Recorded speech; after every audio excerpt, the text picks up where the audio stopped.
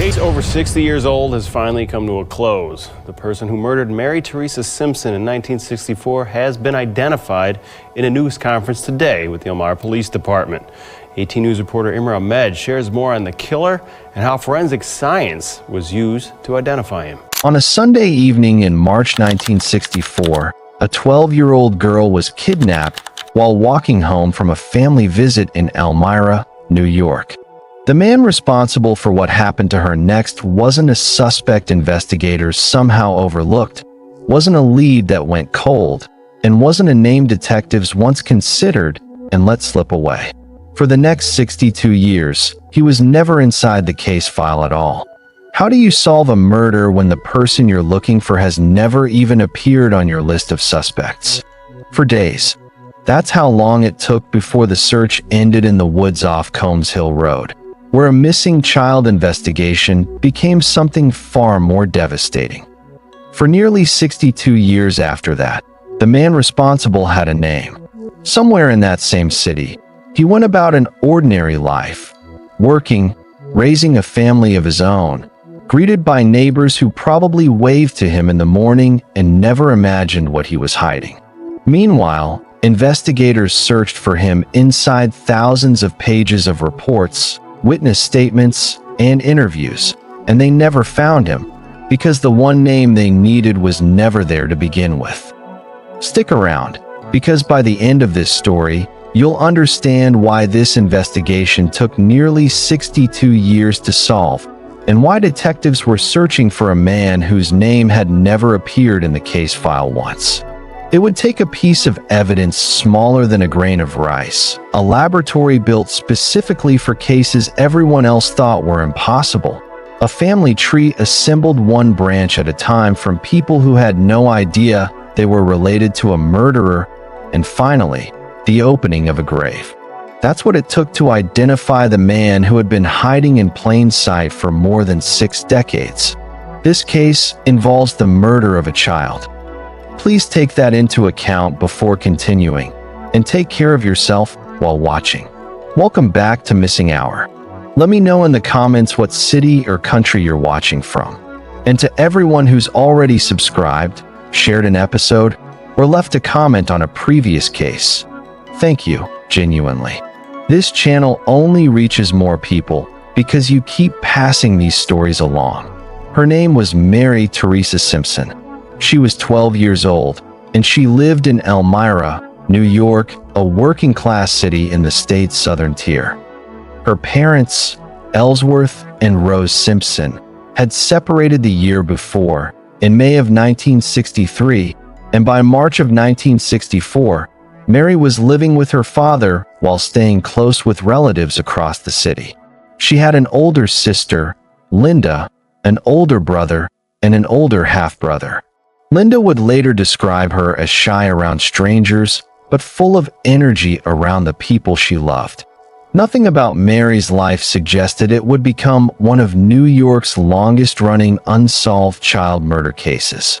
How could anyone have known that an ordinary walk home would leave investigators searching for answers for the next 62 years? Here's something that seemed completely ordinary in 1964. In the days after Mary's death, investigators collected her clothing along with several personal belongings, including her cat-eye glasses and a fan club card.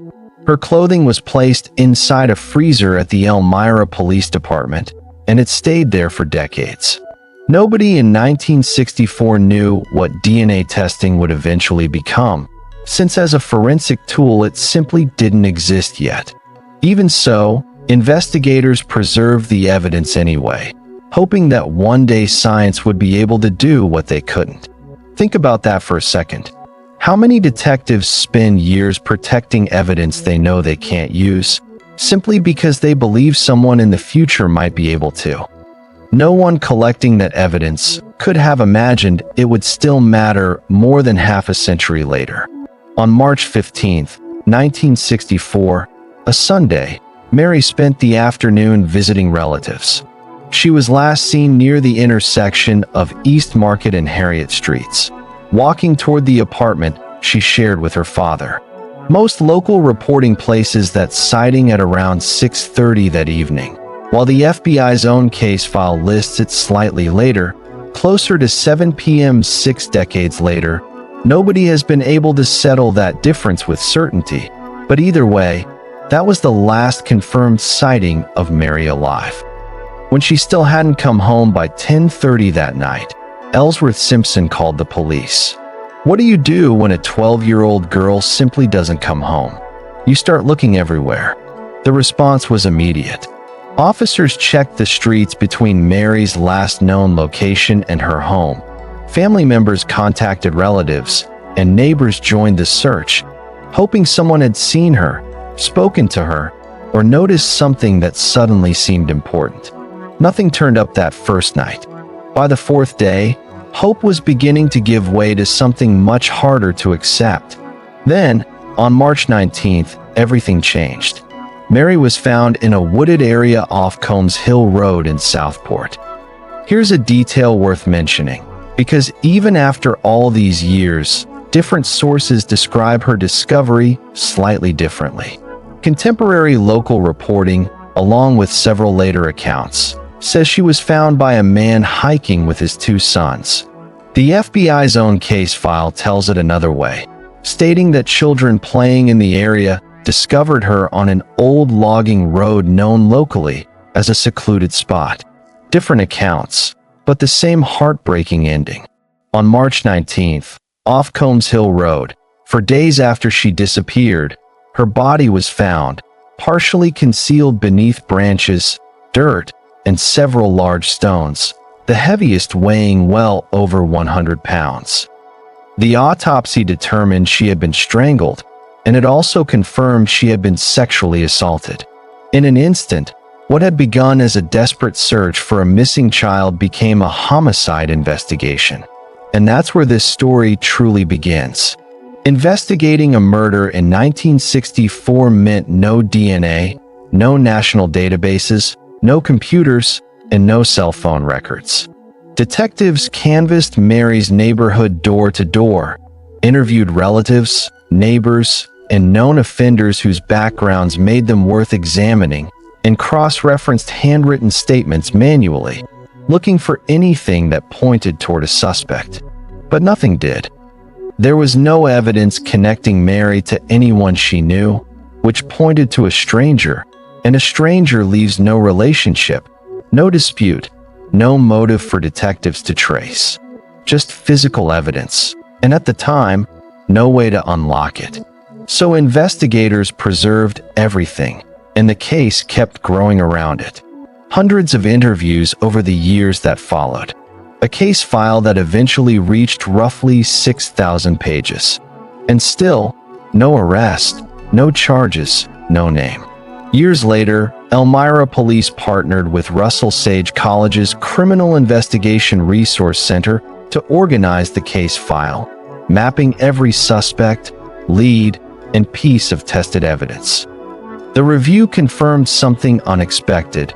The man responsible wasn't a forgotten suspect or someone ruled out. His name simply wasn't there, not once, in 6,000 pages. DNA testing didn't exist in 1964 and wouldn't become usable until the mid-1980s, but the evidence was preserved and waiting. In 2003, Mary's clothing was resubmitted to the New York State Police Forensic Investigation Center, and a cutting from her underwear and skirt, item 7A, produced a DNA profile entered into CODIS, the National Offender Database. No match. In 2014, investigators tried again with YSDR analysis, which isolates male-specific DNA more precisely. Still no match. But a database can only identify someone whose profile is already inside it. And the missing piece here was never the evidence. It was a name to test it against. Stick around, because what happened next changed everything, and without it, Mary's killer almost certainly would have remained unknown forever.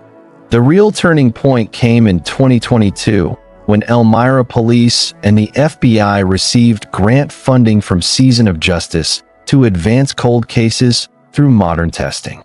That mattered because almost nothing remained to test, roughly 0.4 nanograms, invisible without magnification, and testing consumes the sample it analyzes.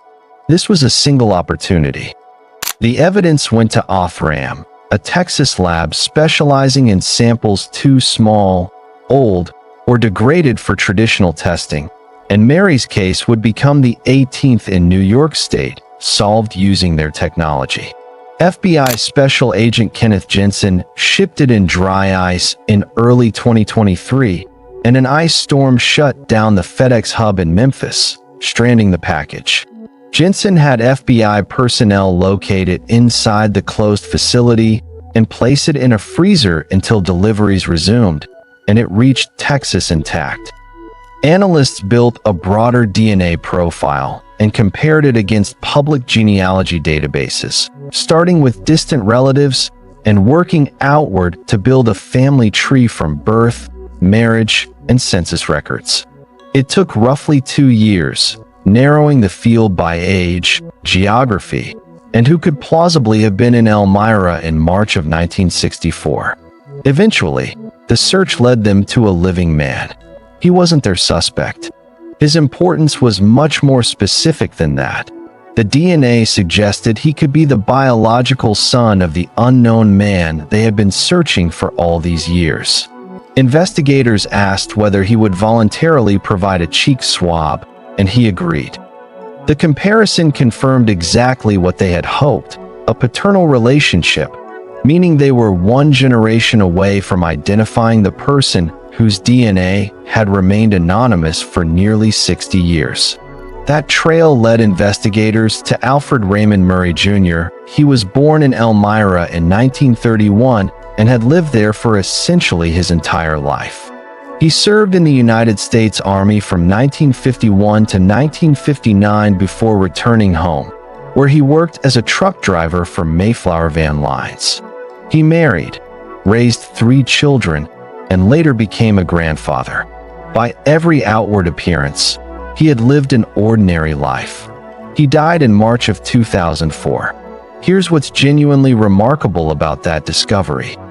There had never been a documented connection between Alfred Murray and Mary Theresa Simpson. He wasn't someone detectives had questioned, and he wasn't a suspect they overlooked. His name had never appeared anywhere in the investigation, not once. Remember the 6,000 pages investigators spent decades compiling? He wasn't inside them. How does a man live an entire life in the same city where a child was murdered and never once cross paths with the investigation looking for him? The stranger detectives believed they were looking for in 1964 really was a stranger. Once Murray's name surfaced through the genealogy work, investigators began reviewing his background.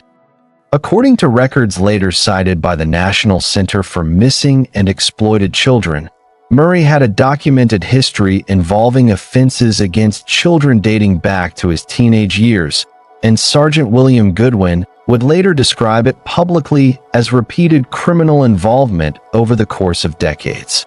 That history didn't prove he killed Mary, since the DNA would have to do that, but it did give investigators confidence they were finally moving in the right direction.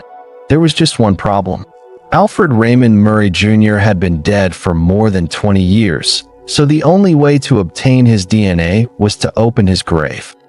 That required a judge's approval, backed by the confirmed paternal DNA match, and specialized help, since remains buried that long need a forensic anthropologist rather than a standard medical examiner. One final detail makes this next chapter even more remarkable. By 2025, FBI Special Agent Kenneth Jensen, the same investigator who had personally shipped Mary's evidence to Texas 2 years earlier, had retired from the Bureau and accepted a position with the National Center for Missing and Exploited Children as a forensic case manager. It was Jensen who told investigators that NCMEC could help make the next step possible, and that's exactly what happened.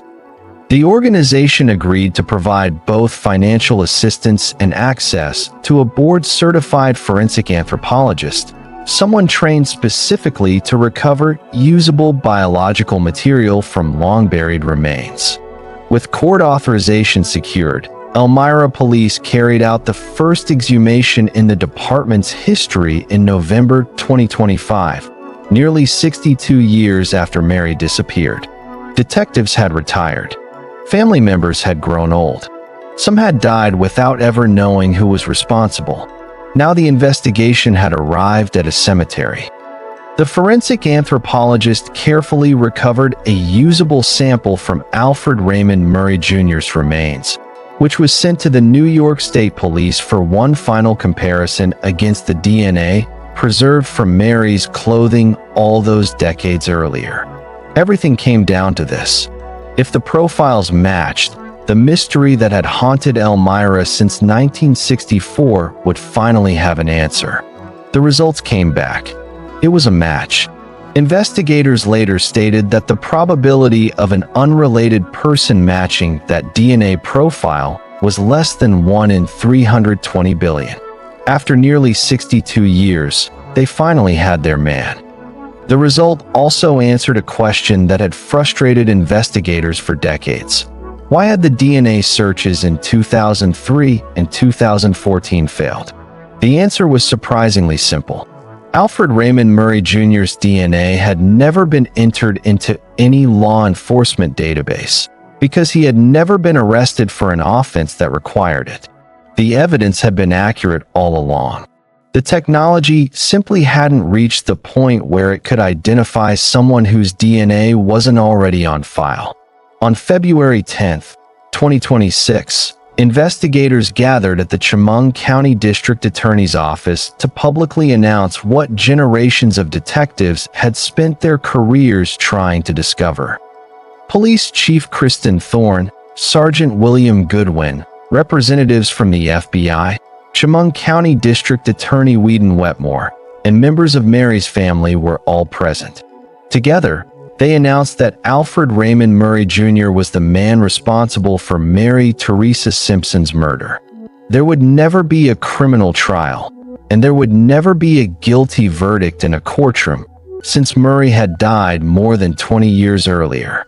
But for Mary's family, finally knowing who had taken her from them was something they had waited almost an entire lifetime to hear. Some moments don't erase the pain. They simply replace one unbearable question with an answer. During the announcement, Sergeant William Goodwin addressed the decades of work that had gone into the investigation. The family finally got an answer. The case was never forgotten. District Attorney Whedon Wetmore added, "The wheels of justice move slowly." The Elmira Police Department did a tremendous job. Police Chief Kristen Thorne then turned toward Mary's family and said, "I hope the family members here know this case was never forgotten." Mary Theresa was never forgotten. She also acknowledged the heartbreaking reality that some questions would never be answered. Had Murray still been alive, investigators would have wanted to sit across from him, to ask why, to understand how a 12-year-old girl became his victim. Those answers died with him. But one question no longer remained. Who? Mary's sister, Linda Galpin, was 78 years old when she attended that announcement. She thanked everyone who had worked the case over the decades and said she was grateful her family finally had an answer. Yes, I'm Mary Theresa Simpson's sister. And I want to thank the police department and everybody who was involved in it. I am very happy that finally I could wish my mom was here. But thank you very much, and I'm glad it's all finally settled after almost 62 years. Oh, that's all I have to say. But thank everybody that was involved. Comes from my heart. Thank you. Linda, thank you. Okay. Then she shared the thought that stayed with so many people who heard her speak. She wished their mother had lived long enough to hear it too. As of the most recent reporting, the case remains exactly where that February 2026 announcement left it. No additional suspects, no further charges, which were never possible after Murray's death, and no publicly identified additional victims. Just an answer that arrived almost 62 years after the question was first asked. One final detail feels strangely fitting. In September 2025, just 2 months before Murray's grave was exhumed, and roughly 5 months before investigators publicly identified him, a book titled What Happened to Me? Exploring the Mary Theresa Simpson cold case was published. At the time it was written, the biggest question in the entire case still had no answer. Within months, it finally did. Mary Theresa Simpson was 12 years old. She liked roller skating, took dance lessons, and wore cat-eye glasses she probably picked out herself. Her mother died without ever knowing who took her daughter away, and her sister spent nearly 62 years waiting for an answer many families never get. When that answer finally came, it wasn't in a courtroom or after a confession.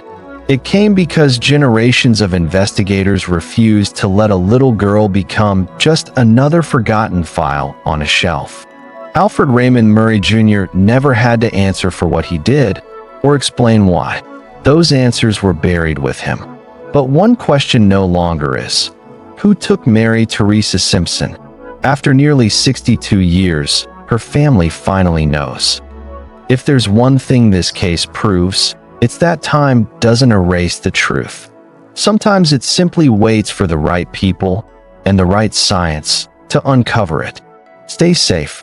I'll see you in the next one.